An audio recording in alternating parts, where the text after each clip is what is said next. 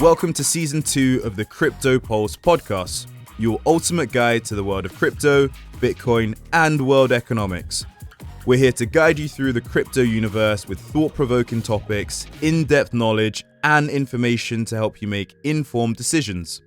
We'll also be interviewing some of the best minds in the industry, such as CEOs of crypto projects, traders, economists, authors, and development teams from around the globe. And now for the episode. Hello and welcome back to the Cryptopulse podcast for another one of our epic interviews. Now today we sit down with Bybit's head of operations, Hao Yang, to talk about the importance of options trading. In this episode, we did run into a few technical problems, specifically with my laptop. It seems that a countrywide heatwave was just a bit too much for it to handle, and unfortunately, parts of my audio were corrupted. But with the power of post-production, we've risen it back from the dead to give you the content that you deserve. We hope you enjoy this episode and find it fun, entertaining, and most of all, insightful. Enjoy. Hao Yang, welcome to Cryptopulse. It's great to have you on the show. How are you? Thank you. I'm very good. How are you? Yeah, we're good. We were just chatting off air, actually, that we were explaining it's nearly as hot as Singapore here at the minute, except we don't have the luxury of air conditioning. So our hardware's struggling a bit today, and so are we. But we're really excited to have you on the show to get to know you and get to know Bybit a bit more. I was introduced to this exchange by various people in the crypto space, actually, and you guys seem to be absolutely everywhere and doing so much stuff. So I thought it would be really good to get you on to talk about the platform. But before we do that, maybe you could just introduce yourself and tell us how you got into the crypto space initially. Yeah, of course. So, I lived in China for 19 years.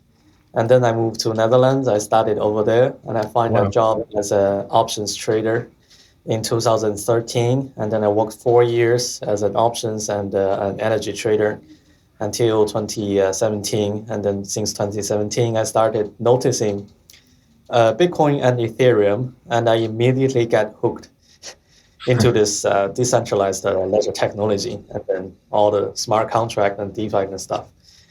And then I started working for crypto companies and worked for OKEX before, and now I'm working with Bybit on our options product. We are quite a young company as well. We started in actually 2017 as well.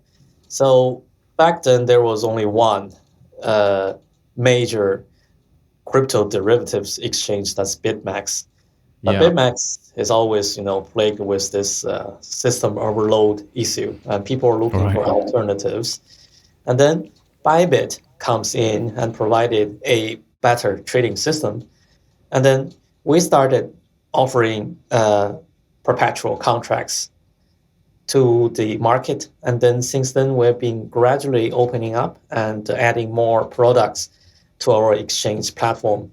Our aim is to become, a crypto arc that creates a market infrastructure that allows, traders, institutions, and retails to trade, to find values and do price discoveries at Bybit. How many users have you got on the platform now of interest, and which countries do you operate in? Or maybe it's easier to tell us which countries you don't operate in. Well, I think we're quite international and global, but there are definitely countries that we do not operate in. For example, in Korea, that we don't operate in, and in the United States, that we do not have a business over there, and several other countries. Not so long ago, we had Brett Harrison, who is the president of FTX, on the show, and a bit like you guys, FTX are really making some big moves in this space. They were talking about how they were trying to get derivative tradings into the US market, which looks like they're doing that. And it's really staggering how many people use these to trade. So how important do you think it is for the growth of the crypto space to have options available?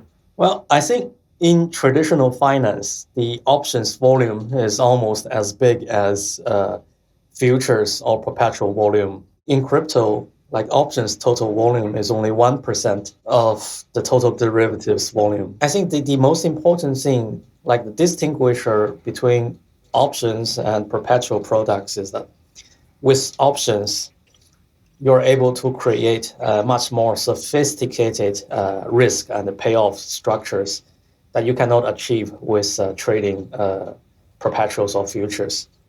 So as a market mature, for example, the crypto markets, if we want to move the next leg up, we have to, offer the more sophisticated players the product that they need, and options just fill in the place that allows them to structure the payoffs that they want. That's where the options comes in play. It's just much more versatile. You said that in traditional finance that actually options are a much bigger percentage of the market than they are in crypto. What do you think has been the biggest restriction to sort of that growing?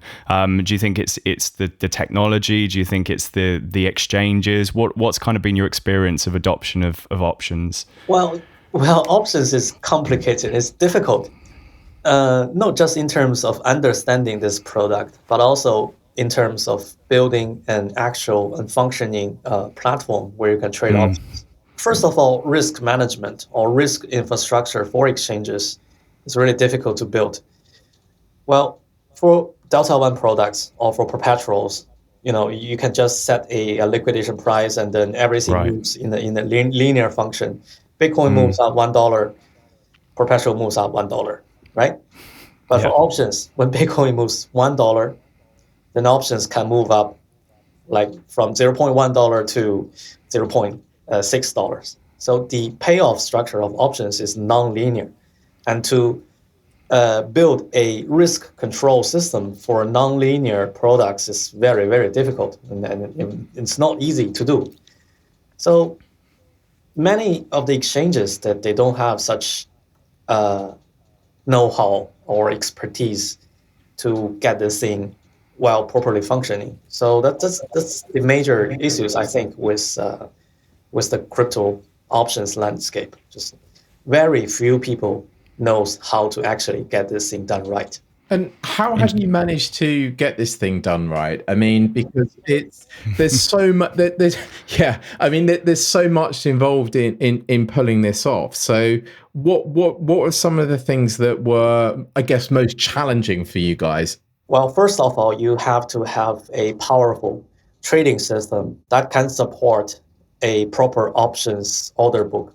So for derivatives, for Delta One derivative, for example, perpetuals, you can just offer one product.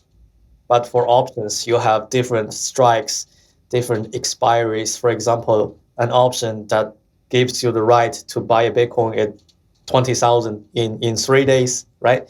And then there are options that gives you the right to buy Bitcoin at 25,000 in 3 days. So for an entire options order book, you have to list different expiries and different strike prices to kind of offer a legit options marketplace. In order to be able to do that, you have to have a very powerful trading and matching engine that supports a lot of symbols for options. That's the first thing. And the second thing, people tend to get into, very complicated options portfolios. For example, they buy one options and then they sell another. They buy calls and they buy puts. And then that creates sophisticated structures, portfolios. But when things goes wrong, you have to be able to properly assess the risks of your client's portfolio. And that involves very complicated mathematics modeling, and to put a heavy emphasis on the efficiency of your liquidation and risk engine. And basically, it's a technical challenge, a very difficult technical as well as financial challenges to build that. But we are able to find the right talent and the right expertise to put everything properly in place. Sounds like a fascinating problem to try and overcome. I mean, it's so much complex mathematics. I think, as you rightly put it, finding the right team in such a competitive landscape when, talent is presumably, I mean, there's not a lot of experts in options for crypto, with it being relatively new. I wanted to touch on a new feature that you guys launched, which was the portfolio margin mode. I've sort of had a bit of a read about it, but I wonder if you could just sort of describe to our listeners what that is and how it helps your users. Okay. So, for options, as I mentioned, you have so many different strikes, so many different expiries. Call options, put options. So basically the call options gives you the right to buy stuff, and the options gives you the right to sell stuff, right? So if you play around with all these options and make them into a complicated portfolio, it's difficult to assess how much risks your entire portfolio is, right? If you charge margins on each individual legs, that will, hinder your margin efficiency. But what portfolio margin does, it treats your entire portfolio or treats all your positions as a whole and assess how much risk you're carrying around. And in that way, we'll find the maximum loss that you can encounter in your portfolio and charge those losses as margin requirement for your entire portfolio. That's how portfolio margin works. We do scenario analysis and we find out the maximum potential loss you can have and then charge those as your margin requirement. This is a question that we get asked often is for a really clear understanding of options and perpetual options. And I don't think we've had anybody better on the show to kind of to unpack that for our listeners. So I wonder if we could chat through that. Options are the product that gives you the right to buy or sell the underlying in the future date that you agreed with. So for example, call options will give you the right to buy a Bitcoin at 20,000, say, in 1 week, right? That's an option. A perpetual option is basically the same stuff without an expiry date. So instead of giving you the right to buy an option in 1 week's perpetual option is basically you are able to buy this option at agreed price at any time in the future. That's the difference between a perpetual option and an option. In the DeFi platform, like in DeFi, perpetual options is gaining some attentions, and people are actually experimenting with perpetual options. They're trying to fix the segregated liquidity issues with traditional order book. So say, hey, why don't you make a perpetual options that does not expire, so people don't have to roll their options positions whenever an option expires. That's the experiment we are observing, we're seeing that's happening in DeFi places. And besides perpetual options, there are also some other interesting experiments. For example, the ETH Square 2 contracts, that's called Squeeze. And then that's all the non-linear or the option-like financial products that we're trying to experiment in the DeFi spaces right now. So education is an important topic when it comes to making the crypto industry more accessible to a mainstream market. Is there anything that Bybit is doing to help educate new users of the platform on things like options and derivatives trading? Well, we have a Bybit Learn platform, and we have blogs, like daily issues of how to understand options and what are options and what are basically all other derivatives. And then there is a user journey that we carefully planned for our users, for a new crypto user. So basically that we arrange it step by step from very basic, the foundations, to more advanced stuff. For example, the basic concepts or the definitions of options, the concepts of perpetual swaps, to more sophisticated concepts like what are the option Greeks, what are the options order book, what are the implied volatility, etc. So those things that we do in our Bybit Learn blogs, and then we're actually planning much more related educational contents. So building a platform is one thing, but educating the market is another thing that we're trying to do as well. So how easy is it to get started on the Bybit platform? And can people go on and start without exploring things like KYC? Yes and no. We do insist on KYC, but only if you want to do certain stuff. For example, if you want to tap into the savings and the Bybit earn products offerings, then we have to insist that you pass on KYC. But for others, if you just want to trade, then there is no enforcing KYCs. I do have an account myself on Bybit. That's not KYC.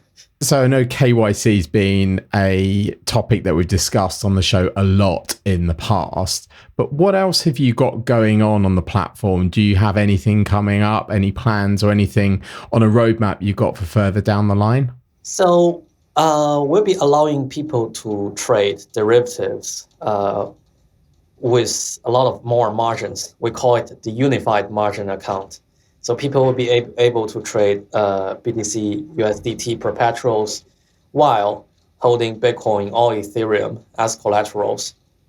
And then we'll be, listing more USDC trading pairs, and we want to, diverge from the monopoly of USDT as well.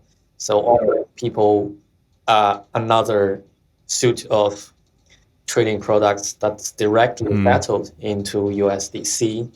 And then obviously we have this options product line that we want people to experiment, to trade, and to learn how to trade non-linear or more sophisticated derivatives as well. We try to educate people. So I still want to add on that point. In traditional worlds or in traditional finance, it's difficult to start trading options as a retail. Yeah. The knowledge is quite exclusive. If you want to do things that you can do in crypto, in traditional finance, you have to get into a big trading house, or you get into a investment bank. And then there are people that can teach you about what options are, how do you trade options, how to read options Greeks. That's the exclusivity of traditional finance. And in crypto, the whole concept is quite new. Like we want to even the playing ground. We want to educate everyone. If you want to learn more about options, learn more about how derivatives works, all the things are there. It's on Bybit Learn. It's also on somewhere on YouTube. There are a lot of Twitter KOLs that teach you what options are, and you can just start with $1,000 and then immediately directly connect to a crypto exchange and start your own trading journey. But if you want to do that in traditional worlds, the bar is way higher. So that's I think that's the one thing that we did that's really contributed to the society as a whole. We made an exclusive game much more accessible for common people as well, and the playing field is much more even than in the traditional finance.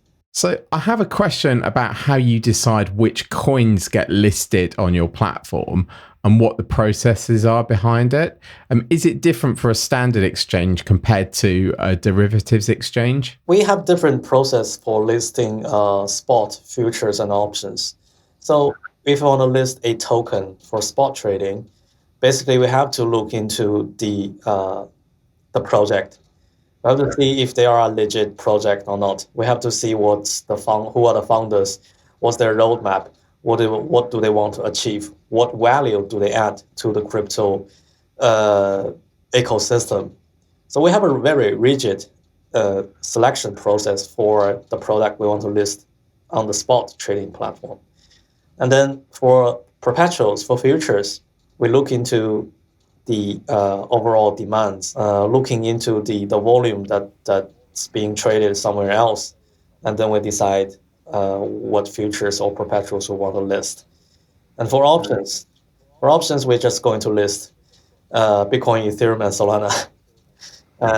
It's also dependent on the market demands for more sophisticated derivatives product. But for now, Bitcoin, Ethereum, and Solana is more than enough for players within this crypto ecosystem. That's interesting. I understand listing Bitcoin and Ethereum, but what was the demand like behind having Solana derivatives? First of all, we think there is organic demand for Solana derivatives. There are a lot of people that in need of trading and hedging Solana underlyings. And secondly, I think Solana is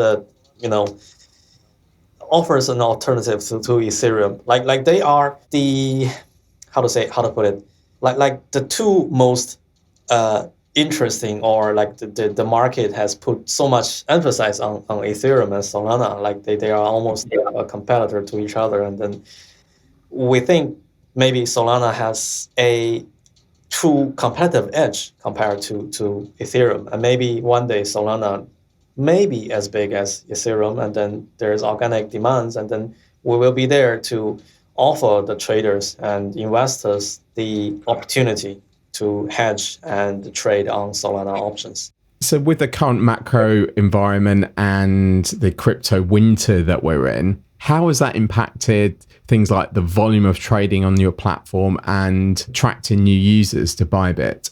Well, our volume is not impacted. We've been growing. I mean, our options product has been, online live for only 2 months, and we have been growing every single week since we launched. We've been capturing a lot of market share and volume. Within 2 months' time, Bybit Options is the second biggest options marketplace already. Wow, that's amazing. Yeah. Congratulations. Thank you. So we have lots of people come on the show with quite diverse backgrounds and stories about how they began working in the crypto industry. What made you excited about crypto, and what was your crypto journey like? So in 2017, how I started this crypto journey is that something just popped up in the ads, like talking about Ethereum. I'm curious to see what's the difference between Ethereum and Bitcoin, right? And then I started, mining some Ethereum, right, with my homemade computer, like with my desktop. Nice. Right? And then I started, finding out actually you can trade Ethereum into other altcoins, and then I just look into each of the different projects and see, this one offers a different solution to another problem. This one is offering an alternative, smart contract method comparing to Ethereum. That one use a different blockchain technology. So I've been looking into all those things and then trying to assess what they are trying to solve and what they are trying to offer. When I brought Ethereum, I brought it because I have to pay gas fees to buy crypto kittens. Right. But that's why I got into Ethereum, right? I want to use the stuff, and then I started buying the stuff, right? And then that's how I started my own crypto journey. And then basically, I myself was a trader that traded options in the traditional, trading houses, and then I find out there's a lot of, mispricings within cryptos as well. As long as you're smart, and then you'll find out that there are opportunities that you can capture as an individual in this market that's not possible anywhere else. And it is still there. I mean, you can still observe the mispricings within this market if you're smart enough. I'm not going to tell you which opportunities are, right? I thought you were going to give us some free alpha there. I was waiting for you to share some amazing info. It's always good to hear our guest story, and one of the things that we always like to ask is just about kind of the future of the space. And I mean, this innovation happens so fast, and things change really quickly. And obviously, in the last year, we've kind of seen the advent of Web3 and really serious developments taking place there. VCs that are backing, huge decentralized projects. Is there anything on the horizon that you're particularly excited about? I mean, aside from sort of Bybit, is there anything that really excites you when you look at the kind of the landscape and what's coming down the road? Yeah, I'm also very curious and eager to see how this ecosystem will develop as a whole. Definitely, I think there are two possible directions we can explore and go into. The first, I still believe in decentralized finance, like a marketplace that evens the playing ground for everyone else. There are a lot of DeFi, decentralized exchanges that are doing these jobs, and then their capacity, their speed on DeFi platform is actually catching up to CeFi. And then that's one thing that I'm keen to look. I'm keen to see how this one will unfold and develop. So finance and trading is always one leg of crypto. And the second leg is obviously the internet of value. Yeah. So NFTs, so and metaverse, right? Where instead of a free flow of information, then there may be a free flow of value around the internet. That wherever you live, maybe you live in England or Singapore or in mainland China, then you'll be able to tap into this unstoppable web of value and trade with everyone else in the world and do commerce or, exchange information and exchange value. And it's unstoppable. It's completely, uncontrolled by schemes or agendas. It's a free market that brings more freedom to more people. That's how I see the things that excites me the most. Yeah, I have to completely agree with you on that. We get some, we get to speak to some brilliant people in the space, and one of the things that comes up all the time is just how, Bitcoin originally sort of helped to bank the unbank, and now that we've kind of got the advent of Web3 and we're moving into, metaverse technology and the exchange of value and decentralization, I mean, what that does for commerce to sort of level the playing field for people around the world is a really exciting prospect. Is there anything in particular that Bybit's launching outside of its kind of option feature, which you've sort of very recently launched? Anything that's coming down the road, which our listeners should be looking out for?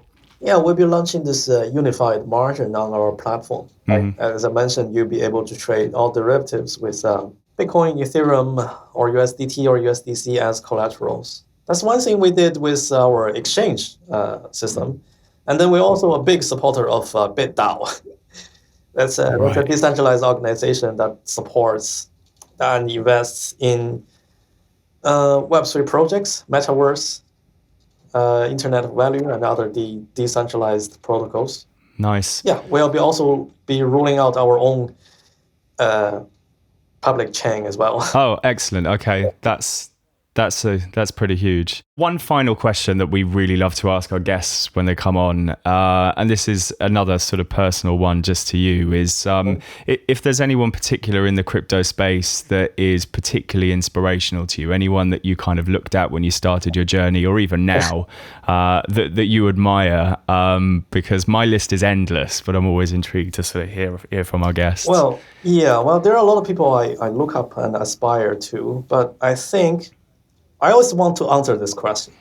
So I think for Bybit, as well as for me personally, SBF, Sam Bankman-Fried, for one thing I do aspire him, and the second thing I think he's the only person that I can call a true competitor.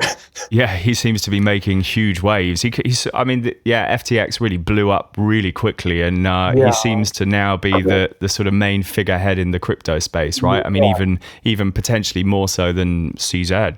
Yes, and you know what? We have a similar background. Like we were both traders in big trading houses, and then attracted moving to crypto. And I like him, especially about the effective altruism part. Right. Giving it all away. Yeah, talk about effective altruism. I'm keen to doing that, but I'm not giving away money. I wanna spend it on education actually. So yeah, for me to be as effective as possible when you're doing altruism stuff, then that's through education and through teaching people how to to make their own bread instead of giving them bread. We have this organization called MoDAO.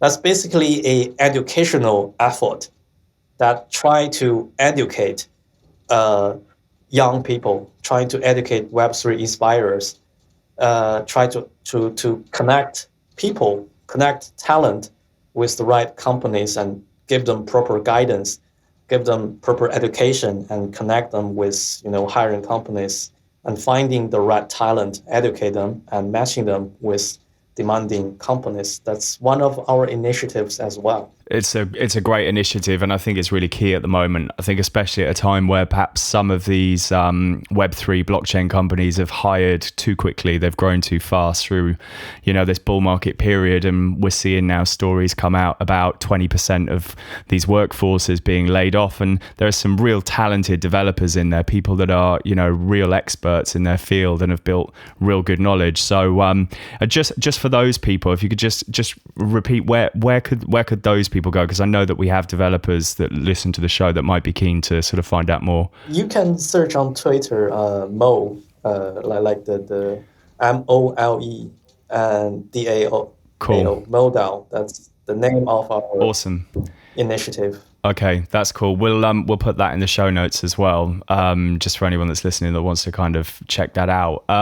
Just finally then, for people that are kind of interested to find out more about Bybit, where can they go from here? What are the social handles and the web address? Just bybit.com. Sweet. That's easy.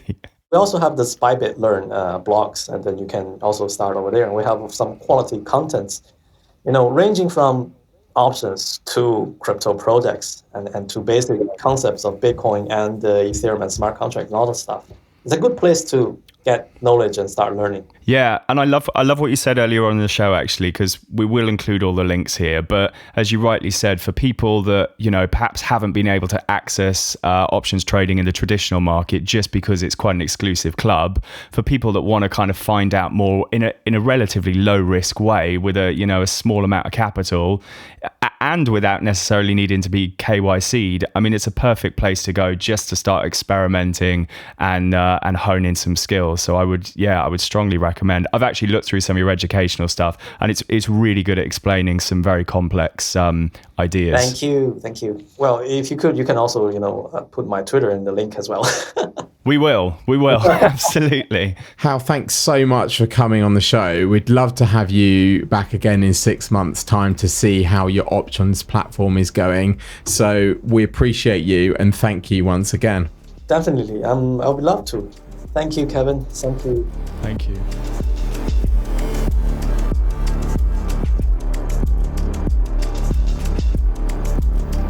We hope you enjoyed this episode. It would mean the world to us if you could leave a review wherever you're listening. This really does help and allows other people to find us online. You can keep up to date with new releases of the podcast by subscribing and following us on Twitter or Instagram for the latest crypto-related news. Information provided by Cryptopulse via this podcast, website, social media channels, and any other medium does not constitute financial advice, investment recommendations, or any other type of advice whatsoever. The Cryptopulse team are not professional financial advisors. Trading and purchasing cryptocurrencies do carry risks, and anybody wishing to partake in such activities should seek professional advice.